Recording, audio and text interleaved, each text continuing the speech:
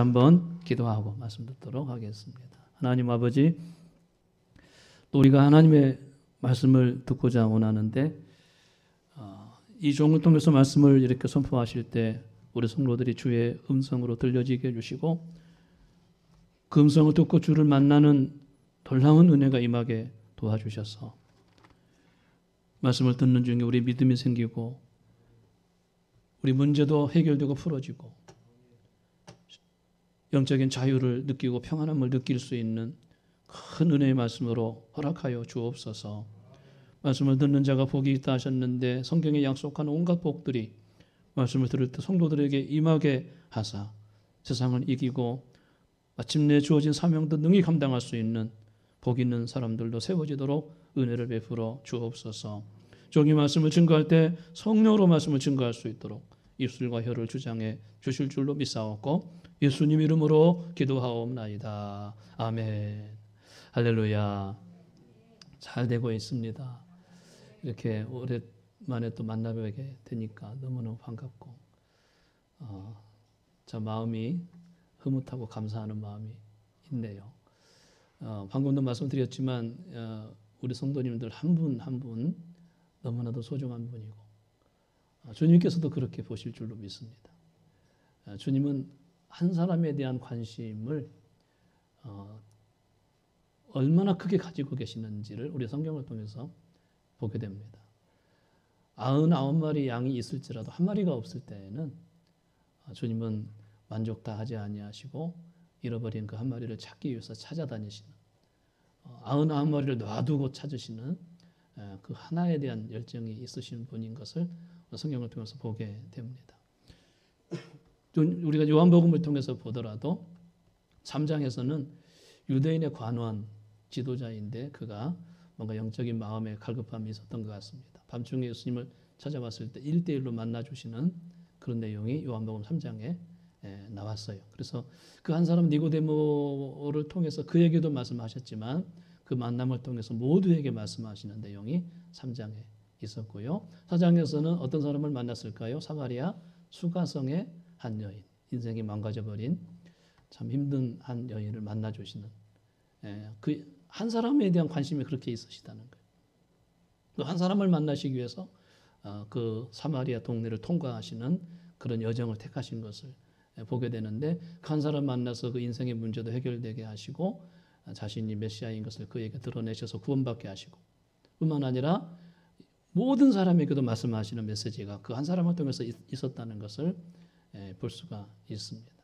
이제 오늘 5장에 넘어왔는데 5장에도 역시 한 사람을 만나시는 내용이 나오는데 어떤 사람인가 봤더니 38년 된 병자를 만나셔서 그를 고치시는 내용이 오늘 본문의 내용이에요. 38년 동안 아팠으니까 얼마나 아팠을까 하는 이제 그런 안타까운 마음이 들기도 하는데 그 한 사람을 만나시는 내용을 통해서 주님이 우리에게 어떤 말씀을 하시고자 원하시는가, 그리고 오늘 이 시간에 주님이 오신다면 이 말씀을 통해서 어떻게 우리에게 말씀하시고 선포하실까 하는 점들을 같이 나누기를 원합니다. 뭐 한 두세 가지 있다고 볼 수 있겠는데요. 첫 번째는 주님은 고통받는 사람들의 현장에 찾아오신다는 것을 이 말씀을 통해서 우리에게 지금 여기 계신 우리 성함의 성도님들에게 주시는 말씀이에요. 예수님이 예루살렘에 올라가셨는데 왜 올라가셨는가 봤더니 명절이 돼가지고 예루살렘에 올라가셨어요. 예수님도 유대인의 3대 절기가 있는데 그 율법을 철저히 지키시는 그 절기를 지키시는 그 모습을 볼 수가 있어요. 절기를 지키시면서 성전에서 보내는 일정으로만 보내고 그냥 돌아가시는 것이 아니고 예루살렘에 7일 동안 지키는데 한 곳을 방문하셔요. 어느 곳을 방문했는가 봤더니 그 양문, 예루살렘 양문이라는 곳이 있는데 그 곁에 베데스다 연못이 있었어요.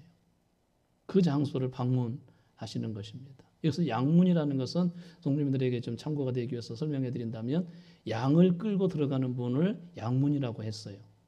이제 제사를 지내려면 제물이 필요하잖아요. 그 양이나 소를 끌고 들어가는 분이 양문인데 그 양문 곁에 베데스다라는 연못이 있었다는 거예요.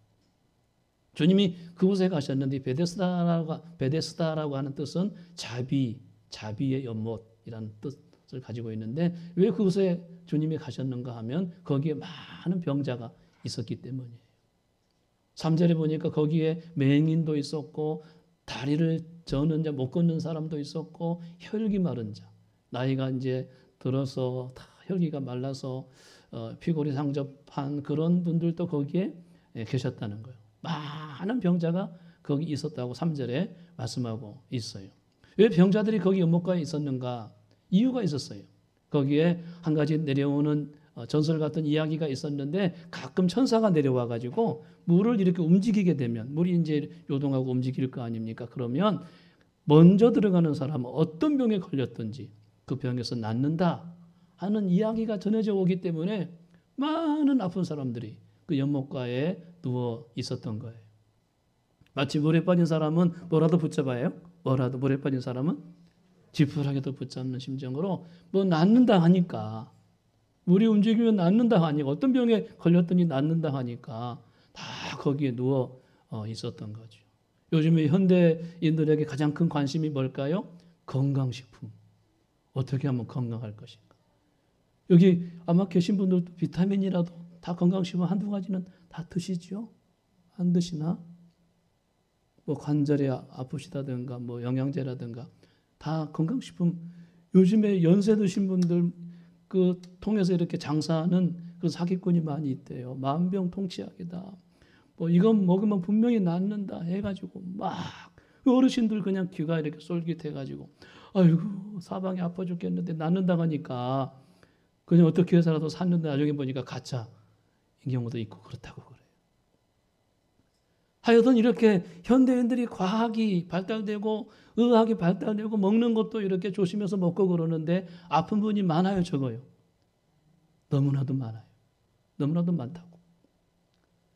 그러나 아픔의 현장에 주님이 찾아가신 거예요. 많은 사람이 아파서 누워있는데 찾아가신 거죠. 그런데 놀라운 한 가지 사실이 있어요. 거기 아프신 사람들이 많이 있는데 병을 고쳐준 사람은 몇 사람이에요? 여기 본문에 보니까 한 사람밖에 없어요. 그 점을 우리가 깊이 보셔야 돼요.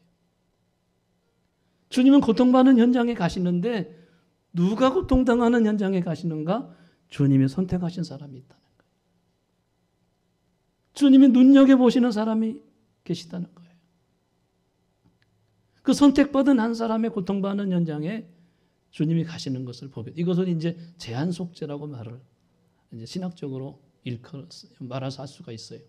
칼빈 선생이 그런 이제 교리를 발견하고 이렇게 이야기해서 지금까지 그 교리를 모든 이제 교회들이 채택하고 있는 것인데 뭐냐면 주님이 이 땅에 오셔가 십자가 지셨잖아요. 맞죠? 십자가 지셨는데 모든 사람을 위해서 지셨는데 그 모든 사람은 누군가 선택받은 모든 사람이라는 거예요. 만약에 선택받지 않는 사람을 위해서라도 십자가 지셨다면 그러면 주님의 십자가가 그 효력이 없어지게 되는 거예요. 그들을 위해서 십자가 지셨는데 왜 그들이 구원받지 못했느냐? 거기에 대답할 말이 없는 거예요. 그러나 주님이 십자가 지셨는데 모든 사람을 위해서 지셨는데 선택받은 모든 사람을 위해서 지셨기 때문에 선택받은 모든 사람은 반드시 구원받게 되는 거예요. 이것이 성경에서 말씀하는 내용이에요. 그래서 오늘 본문에도 많은 병자가 있는데 물론 그들도 불쌍히 여기고 아픔이 있겠습니다만 주님의 관심은 선택받은 한 사람을 바라보시고 그를 고통에서 건지시기 위해서 그 장소에 오셨다는 것을 우리는 볼 수가 있어요. 이 말씀을 우리에게 적용한다면 여기 계신 모든 분들은 분명히 주의 선택을 받았다면 그래서 여기 계신 거잖아요. 예수 믿고 구원받은 거잖아요. 가만히 돌이켜보세요. 우리가 뭐 주님을 내가 선택했을까요? 아니에요. 저도 이렇게 쉬면서 곰곰이 생각해 보니까 어렸을 때 제가 교회를 다녔는데 제가 뭐 주님이 좋아가지고 알고 아이고 훌륭한 분이네 하고 선택한 것은 아니더라고요. 이거 멋진 분이네 이런 분이라면 따라갈 수 있겠네 하고 제가 교회 간 거 아니더라고요. 처음에 가니까 추수감사절 가니까 떡도 주고 하니까 어이구 괜찮네 해가지고 간 거지 주님을 내가 알고 교회 간 건 아니었어요. 나중에 거기 다니다 보니까 아, 주님이 나를 선택하셨고 주님이 나를 불러주신 것이었구나 하고 나중에 안 것이었죠. 지금까지도 마찬가지예요.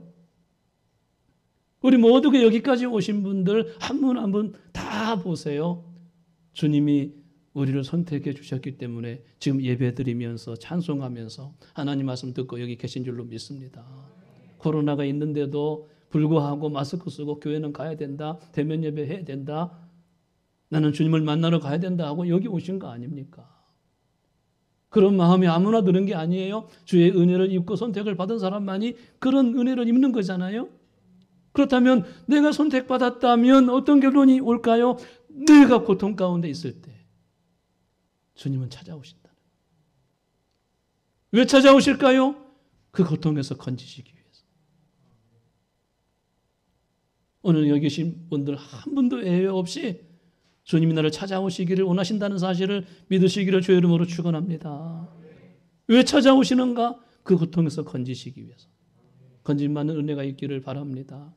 그 다음에 또 한 가지, 왜 오늘 본문에서 이 말씀을 하셨을까? 또 한 가지 교훈이 있다면 우리의 인생의 참된 안식은 예수님 만났을 때만이 온다는 것을 본문에서 말씀하고 계시는 거예요.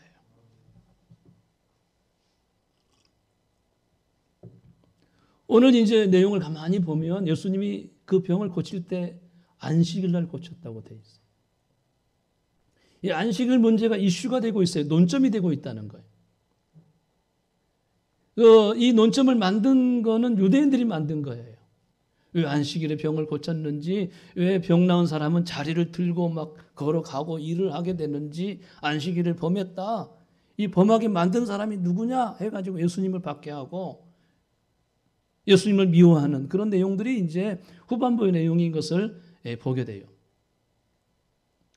오늘 이 병을 낫게 하는 과정을 보게 되면 예수님이 이제 그 38년 된 병자를 누운 것을 보시고 앞으로 다가가셔서 자비의 마음 가지고 불쌍히 여기는 마음 가지고 그를 쳐다보신 거죠. 우리가 무슨 일을 할 때 항상 그런 마음이 중요한 것 같아요. 누구에게 내가 친절을 베풀어야 되겠다. 내가 좋은 사람이 돼야 되겠다. 그거는 누구든지 할 수 있어요. 친절을 베푼다는 거는요. 사기꾼도 그렇게 할 수 있어요. 요즘 한국 사회가 얼마나 친절이 있는 사회인지 몰라요. 고객님, 언제 저를 봤다고 고객님, 안녕하세요. 보험 소개합니다. 막. 우리 아내는 그런 전화 알리면 빨리 끊으세요. 바빠요 하고 안 받으려고도 자꾸 계속 말 걸고 그러더라고요. 얼마나 친절한지 몰라요. 친절을 가지고 방문하는 게 아니고 따뜻한 마음, 불쌍히 여기는 마음, 사랑의 마음 가지고 주님이 가신 거예요. 그래서 네가 낫고자 원하느냐 이렇게 물었어요. 네가 낫고자 원하느냐. 그때 이 사람이 뭐라고 답한 줄 아세요? 주여, 이 천사들이 와서 물을 움직일 때 나를 넣어줄 사람이 없어가지고 내가 내려가는 동안에 다른 사람이 먼저 내려가고 말았어요. 이 말은 무슨 말이에요? 주여, 나한테는 자식놈도 없고 친구도 없고 형제도 없고 나밖에 없어요. 내가 이렇게 아픈데도 나를 돌봐줄 사람이 아무도 없어요. 요즘 어르신들 이제 요양원에 입원하게 되면은, 요양병원에 입원하게 되면 요즘에는 코로나 때문에 면회 자체가 안 되는 거예요. 면회 자체가. 완전히 혼자 그냥 가족과 생이별을 하고 지내야 되는 시국이 돼버리고 만 거예요. 마치 그런 사람과 마찬가지. 그것도 1, 2년이 아니고 38년 동안 앓고 왔는데 나를 넣어줄 사람이 없습니다. 나를 넣어줄 사람이 없습니다. 그때 주님이 그에게 말씀하시기를 일어나 내 자리를 들고 걸어가라 말씀하셨어요. 한번 따라서 해보세요. 일어나 내 자리를 들고 걸어가라 말씀하셨어요.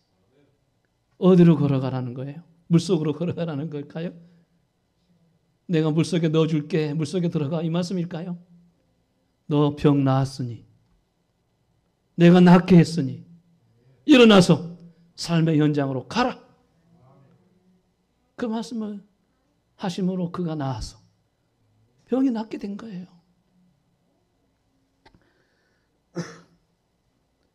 병이 나아서 이제 나중에 주님과 만나게 되는데, 또 만나게 되는데, 아주 오늘 본문 14절에 보니까 의미심장한 말씀을 그 사람에게 말씀하셨어요. 뭐라고 하셨냐면, 네가 나았으니 이제 더 심한 것이 생기지 아니하도록 다시는 가서 죄를 범하지 말아라. 그렇게 말씀하시는 거예요. 아하, 이 말씀을 통해서 봤을 때 이 사람이 병이 난 원인이 있었는데 이 사람의 병의 원인은 죄 때문에 난 병의 원인이었구나 하는 점을 알 수가 있어요. 다는 아니지만 때로는 어떤 경우에는 피곤해서 병이 생길 수 있고, 어떤 경우에는 주님이 그를 연단시키기 위해서 병이 오는 것도 있는데, 이 사람의 경우에는 그에게 있는 죄 때문에 있는 병이었다는 것을 알 수가 있어요. 이 병이 나았다는 것은 그에게 있는 죄도 나았다는 거예요. 네가 나았으니 더 이제 심한 것이 생기지 아니하도록 다시는 그런 죄를 범하지 말아라 하시는 내용을 보게 되면, 이 말씀 속에서 그 사람의 병도 고쳐줬을 뿐만 아니라 그 영혼도 고쳐주시고 영적인 구원도 허락하셨음을 볼 수가 있어요. 죄사함 받았다는 것은 영적인 구원을 받았다는 거거든요. 이 말씀에 의하면 영적인 구원을 받은 사람들은 이제는 다시는 죄의 종으로 살지 말고 하나님의 뜻대로 살아야 된다는 것을 이 말씀 속에서 말씀하고 계시는 거예요. 이미 영적인 구원을 받았을지라도 또다시 죄 가운데 빠지게 되면 다시 38년 된 그 고통으로 다시 들어가게 되는 것이고, 더 심하게 될 수도 있다는 것을, 더 심한 것이 생기지 않도록 이렇게 말씀하시고 계셔요. 그러므로 여기 계신 모든 분들, 우리가 건강하게 사는 방법, 우리가 행복하고 의미 있게 사는 방법은 여호와를 경외하며 하나님의 말씀대로 순종하며 사는 것이 복 있는 자의 삶이고 지혜로운 자의 삶인 것을 믿으시기를 바랍니다. 이것을 말씀하고 계시는 거예요. 이렇게 말씀했을 때 유대인들이 와가지고 왜 안식일을 범하느냐고, 선지자가 안식일을 범했다고 병 낫게 했다고 선지자냐? 아니다, 당신은 안식일을 범했다 하고 막 비방을 하는 거예요. 그때 유대인들에게 하신 말씀이 17절에 내 아버지께서 일하시니 나도 일한다, 그 말씀을 주신 거예요. 이 말씀도 중요하기 때문에 저를 한번 따라서 해보세요. 아버지께서 일하시니 나도 일한다. 이 말은 이 말씀 속에서 많은 의미가 있는데, 아하, 성부께서 일하시니 성자도 일하신다. 하늘에 계신 아버지는 성부 하나님이시고 그분은 성자로 오셨음을 의미해 주고 있는 거예요. 그들에게 메시아로 오셨음을, 구원자로 오셨음을 설명하고 있는 거예요. 뒷부분에 가게 되면 아버지와 이 성자가 동등하게 여긴다고 해가지고 예수님을 이렇게 핍박한다고 오늘 본문 18절에 그렇게 말씀하고 있는 것을 볼 수가 있어요. 안식일을 범할 뿐만 아니라 아버지와 동일하게 여긴다는 거예요. 아, 이분이 하나님 자신이구나, 주님이 하나님 자신 그분이시구나 하는 점을, 내 아버지께서 일하시니 나도 일한다. 동등히 아버지께서 하나님이 일하시는데 나도 일한다는 것은 하나님과 동등하는 자격으로 그렇게 말씀하신 의미가 있다는 거예요. 더 나아가서는 안식일을 범한다고 말하는 유대인들에게 안식일의 주인은 예수님이다, 그것을 말하는 거예요. 주님이 안식일을 제정하셨고 주님이 안식의 실체이시고 예수님 안에서만 참된 안식이 있다, 이것이 안식일의 주인이라는 의미예요. 마가복음 2장에 보게 되면 안식일이 사람을 위해서 있는 것이지 사람이 안식일을 위해서 있는 것이 아니다, 이렇게 말, 사람에게 안식을 주시기 위해서 있는 거지 안식일을 지키라는 율법 계명에 묶여가지고 계명에 눌려서 살기 위해서 그 안식일 계명을 준 것이 아니라고 주님께서 말씀하시면서 그러므로 인자는 안식일에도 주인이니라, 마가복음 2장에 그렇게 말씀하시는 것을 볼 수가 있어요. 여기 38년 된 병자는 그 안식일에 뭐를 구했습니까? 나를 넣어줄 사람이 없습니다. 주여, 나에게는 자식놈도 없고 친구도 없고 이웃도 없고 형제도 없고 나를 넣어줄 사람이 없습니다. 누구를 구하고 있는 거예요? 사람을 구하고, 자기를 도와줄 사람을 구하고 있었던 거예요. 거기에는 고침받는 것도 없고 안식이 없어요. 이 사람이 안식을 얻는 과정은 누구를 만났을 때, 이 38년 된 병자가 누구를 만났을 때 그가 병에서 노임받게 되는 것입니까? 예수님을 만났을 때. 주의 말씀을 듣고 내 자리를 들고 일어서서 걸어가라 하는 주의 말씀을 듣고 벌떡 일어났을 때 그에게 안식이 주어진 거예요. 그러면 매 주일마다 교회에 오시면서 아이고 목사님, 장로님, 권사님, 전도사님 이 좋은 분 만나서 내가 좀 위로를 받아야 되겠다 하고 주일날 교회에 오시는 것보다도 물론 그것도 있겠지만 매 주일마다 예배드리러 오면서 누구를 만나시기 위해서 여기 오셔야 돼요? 주님 만나기 위해서 오셔야 돼요. 주님 사모합니다. 주님 만나기를 원합니다. 만나 주시옵소서. 나를 고치시고 죄에서 사함받게 하시고 환경에서 벗어나게 하시고 내 마음에 참된 안식과 평안을 허락하여 주시옵소서. 그런 마음으로 안식일을 보낼 때 참된 안식일이 되는 거죠. 유대인들은 안식일에 일하지 말라는 그 율법 조항에 묶여가지고 온갖 조항을 만들어낸 거예요. 안식일에 몇몇 타는 걸어가지 말아라. 안식일은 뭐 길쌈을 할 때 어떻게 해라. 뭐 다 규정해놓고 그 규정에 올가미 스스로 묶여가지고 그들은 율법의 종으로 살아가는, 그래서 안식일을 지키면 지켰어도 참된 안식을 누리지 못하는 그런 사람들이 유대인이었던 것을 보게 되어요. 주일은 지키나 주일날 예배 와서 참된 안식을 누리지 못하고 기쁨을 누리지 못하고 평안을 누리지 못하고 우리가 간다면 사람을 구했던 거예요. 다시 38년 된 고통으로 돌아가는 거예요. 우리 사랑하는 우리 성함의 성도님들은 이 시간에 예배드리면서 다 주님을 경험하시기를 바랍니다. 주님의 음성 듣게 되기를 바랍니다. 그래서 참된 안식을 누리셔야 돼요. 일어나서 내가 걸어가야 되겠다. 내가 나았으니 이제 내가 새로운 삶을 살아야 되겠다 하고 주먹을 불끈 쥐고 이제 새 힘을 얻어가시고 이 예배 시간이 진행돼야 되는 것이에요. 그것을 본문에서 우리에게 말씀하시고 계셔요. 마지막 한 가지는 우리에게 주시는 메시지가 뭔가 하면 17절 말씀이에요. 아버지께서 일하시니 나도 일한다. 이 말씀을 우리에게 적용한다면 어떤 의미의 적용이 말씀이 될까요? 주님이 일하시니 나도 일한다.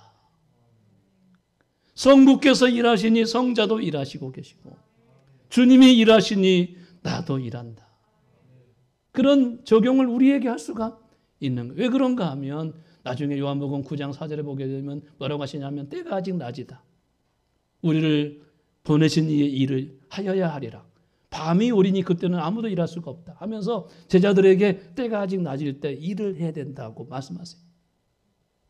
그 말씀을 중심으로 지어진 찬송이 뭘까요? 어두운 밤 시대리니 잔이슬 맺힐 때에 힘써서 일어나 일할 수 없는 때에 속히 오리라. 그런 찬양이 있어요. 제가 갑자기 생각이 잘 안 나네요. 어두운 밤 시대리니 그때는 일할 수가 없다는 거예요. 여러분 어두운 밤이 언제일까요? 종말의 때를 말하는 거예요. 언제 종말이 올지 모르는 거잖아요. 주님 오시면 종말이 되는 거잖아요. 뿐만 아니라 개인적인 종말도 언제 올지 모르는 거잖아요. 우리가 일하고 싶어도 일할 수 없을 때가 와요, 안 와요? 와요. 일하고 싶어도 주의 일을 하고 싶어도 예배 드리려고 가고 싶어도 예배 못 드리고 일할 수 없는 때가 온다고요. 언제? 뭐 나이가 차서 오는 게 아니에요. 젊다고 학생이라고 안 오는 게 아니에요. 언제 올지 몰라요. 언제 내가 일할 수 없을지 몰라요. 때가 아직 낮음에 우리가 나를 보내신 이에 일을 하여야 하리라. 그런데 요한복음 6장에 가서 제자들이 물었어요. 그럼 어떻게 우리가 하나님 일을 하오리까? 어떻게 하면 하나님 일을 하는 것입니까? 라고 여쭈었을 때 주님이 뭐라고 하세요? 나를 보내신 일을 믿는 것이 하나님의 일이다. 믿음이 하나님의 일이라고 말씀을 하셔요. 여러분 오늘 이 말씀을 통해서 주님이 일하시고 계시기 때문에 지금 일해야 되는데 이 본문에서 힌트를 주고 계셔요. 어디를 가라고 하는 것인지. 많은 사람이 고통받는 현장에 우리도 가야 된다는 거예요. 주님이 베데스다 연못가에 자비의 마음을 가지고 따뜻한 마음을 가지고 사랑의 마음을 가신 것처럼 좀 요즘 성탄절이 다가오니까 교회마다 행사를 하고 지역에 김장을 담아서 이렇게 나누기도 하고 선물도 나누어서 이렇게 베풀기도 하고 지역 교회를 위해서 지역을 위해서 교회들이 많이 하는 행사들을 하더라고요. 그런데 여러분 그것도 중요한데 더 중요한 것은 우리 성도님들이 진정으로 따뜻한 마음을 가지는 거예요. 제가 몸이 아프고 한 가지 제 안에 변화가 일어난 게 하나 있었는데 뭐냐면 물론 옛날도 그랬지만 제가 너무 큰 수술을 받고 너무 힘들었어요. 일어날 수가 없었으니까. 이렇게 옆으로 이렇게 누울 수도 없고 이렇게 누울 수도 없고 막 피주머니가 달려있고 막 소변 주머니가 달려있고 막 사방에 막 닌겔 꽂아 있고 산소 마스크 있고 무통주사 놓고 그냥 꼼짝 못하고 이렇게 있었으니까. 이렇게 일어나서 밥을 먹어야 되는데 일어나려면 1분 정도 걸려서 겨우 앉아가지고 밥을 먹었으니까. 그렇게 아픈 적은 이번이 처음이었어요. 수술받고. 그러고 난 다음에 변화된 한 가지가 있었는데 다른 사람이 아프다고 하면 그렇게 제가 아픈 거예요. 저분도 힘들겠구나. 어떡하지? 우리 교회 어느 집사님이 아프시다고 서울대학병원에 입원하셔서 수술을 받는다고. 얼마나 제 마음이 아팠는지 몰라요. 너무 힘드시겠다. 제 친구 목사 사모님이 얼마 전에 췌장암의 판결을 받아가지고 서울대학병원에 지금 항암 치료를 받고 있는데 지난주 그 소식을 듣고 제가 한동안 막 눈물 나서 너무너무 괴로웠어요. 마치 내가 아픈 듯이 힘든 거예요.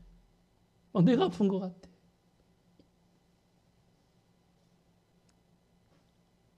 우리 모두가 주의 일을 해야 되는데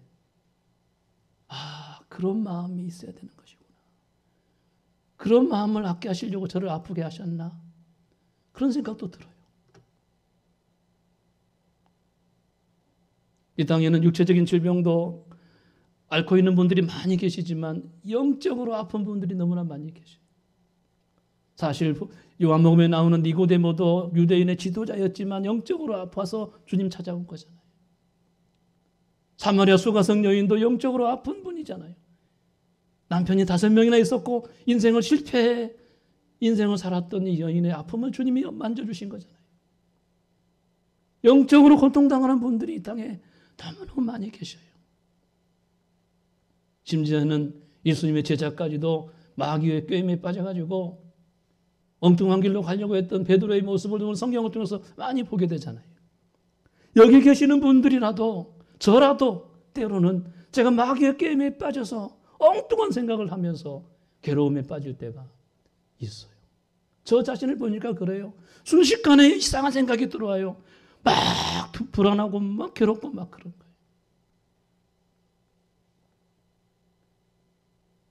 우리 가운데 그런 분들도 많이 계실 거예요. 한 분은 예수님이 베드로에게 십자가에 달리시고 제3일에 살아나야 할 것을 말씀하셨어요. 십자가 사건과 부활의 사건을 미리서 베드로에게 말씀하실 때 베드로가 예수님을 붙들고 항변하면서 주여 그리하지 마옵소서 결코 이 일이 주께 미치지 아니하리이다. 왜 베드로가 그랬을까요? 순간적으로 마귀의 꾀임에 그의 생각이 혼미 가운데 있었던 거예요. 십자가를 알지 못했던 거죠. 이 의미는 뭔가 하면 요즘에 이제 선거철인데 유력한 대선 주자가 한참 선거운동하다가 나 이제 여기서 수답할란다. 이제 대통령도 싫고 여기서 이제 평범한 시민으로 돌아갈게 하고 선거를 포기하고 내려놓는다면 함께 따르던 사람들이 내가 당신을 믿고 여기까지 내가 인생을 투자했는데 여기서 그만둔다면 어떡해 하고 멱살을 붙잡고 야 임마 하고 그러는 상황과 똑같은 거예요. 베드로가 붙들고 항변했다는 것은 멱살을 붙들었다는 거예요. 주님 멱살을 붙들었어요. 무슨 말씀입니까? 십자가 지고 죽으신다니. 결코 이 일이 주께 미치지 아니할 것입니다. 내가 그렇게 하지 못하게 할 것입니다. 그때 주님 뭐라고 하신 줄 아세요? 사탄아, 내 뒤로 물러가라. 너는 하나님의 일을 생각하지 아니하고 도리어 사람의 일을 생각하는도다. 이 말씀을 통해서 봤을 때 십자가 지기를 거역하는 우리의 생각은 사탄의 꿰매에 빠져 있다는 거예요. 십자가의 길을 가야 되는데 그 길을 포기하고 편한 길을 선택하려고 하는 우리의 사탄의 속삭임이 있다는 거예요. 뿐만 아니라 하나님의 일을 생각해야 되는데, 주님의 일을 생각해야 되는데 너는 사람의 일을 생각하는도다. 그런 쪽에 빠져 있다면 우리도 사탄의 꾀임이 있다는 것을 부인할 수가 없는 거예요. 주님이 십자가 지시 전날에 베드로에게 뭐라고 한 줄 아세요? 시몬아, 시몬아, 사탄이 너를 밀가부로도 달려고 너를 요구하였으나 내가 너를 위해서 믿음이 떨어지지 않기를 기도했으니 돌이킨 후에 내 형제를 굳게 하라. 마지막까지 베드로를 밀가부로도 달려고 채를 흔들듯이 막 정신없게 만들었다는 거예요. 제가 이 말씀 생각하면서 옛날에 우리 권사님들 어린이 대공 가셔가지고 뭘 타는데 막 다람쥐 쳇바퀴 돌듯이 막 돌아가지고 정신을 잃었다는 말씀이 생각났어요. 권사님도 생각나세요? 여기 다 웃으신 것 보니까 그 생각 나시나 보다.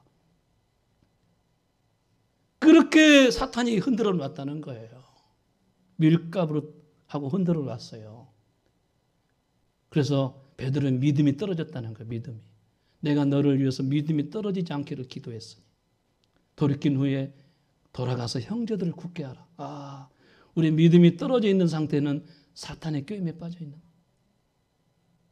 뿐만 아니라 형제를 굳게 하는 사명을 감당해야 되는데 그렇지 못하고 있는 것은 사명을 잃은 상태는 사탄의 꾀임에 빠져 있는 거다.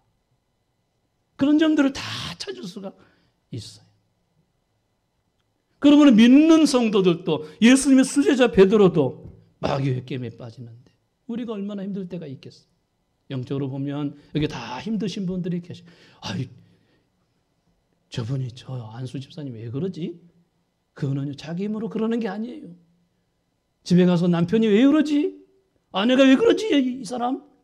왜 갑자기 그래? 그냥 그런 거 아니에요. 자기 힘으로 안 되는 때가 있어요.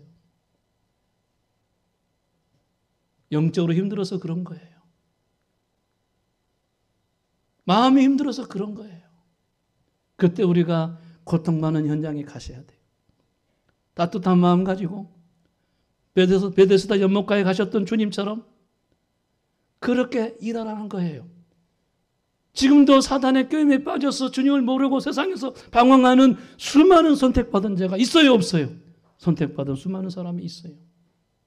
그 베데스다 연못가에 우리가 가셔서 복음을 전하고 주님을 전하고 그들을 그 고통 속에서 건져내라는 이 일을 하라는 거예요. 이 일을 위해서 주님 오늘 명령하십니다. 내 자리를 들고 일어나 걸어가라. 이 일을 하라는 거예요. 내 자리를 들고 일어나 걸어가라는 것은 이 일을 위해서 일어나 걸어가라는 것인데 믿음의 행동을 하라는 거예요. 병이 나았으니 이건 믿음이라는 거예요. 주여, 내가 어떻게 일어납니까? 못 일어나요. 38년 동안 누워 있었어요. 그러나 주님은 믿음으로 일어나라, 믿음으로 일어나라, 이제 일어나 걸어가라 하셔요. 여러분, 믿음은요, 믿음은 명사가 아니에요. 동사로 설명되는 거예요. 왜냐하면 믿음이라는 것은 믿음으로 사는 것을 말하는 거예요. 믿음에는 반드시 행함이 따라와야 된다는 거예요. 행함이 없는 믿음은 죽은 믿음이라는 거예요. 우리가 믿음으로 살리라, 믿음으로 살려 했다는 것은 주님 믿습니다, 그 정도로 끝나는 게 아니에요. 믿었으면 그렇게 사는 거예요. 그게 믿음인 거예요. 일어나 걸어가라 말씀하시는 거예요. 제가 최근에 이 찬양을 수없이 많이 불렀는데요. 제가 어제도 운동하면서 이 찬양을 듣고 가고 했는데 우리 방송실에 제가 이 찬양을 좀 띄워달라고 했는데 선한 능력으로 일어서리. 그 독일의 그 나치 정권을 항거해서 이제 돌아와서 크리스찬들이 그 유명한 사람의 이제 작사를 했는데 그 찬양을 통해서 그가 다시 일어났던 2차 대전 이후에 그리스도인들을 깨웠던 찬양이 선한 능력으로 일어서리 이 찬양인데 한번 같이 한번 보세요. 가사를 한번 보세요. 음을 좀 높여주세요.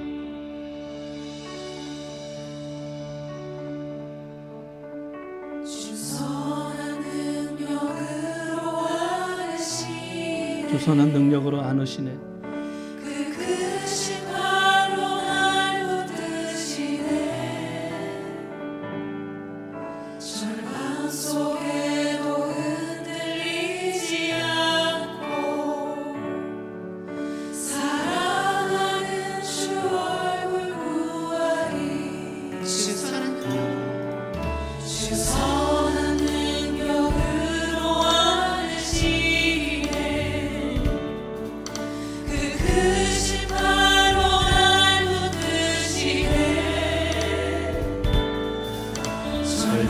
속에도 흔들리지 않고 사랑하는 주 얼굴 구하리. 선한 능력으로 일어서리 주를 신뢰하리. 믿음으로 우리 모래 안에 주어진 그날 영광의 생활을 맞이하리.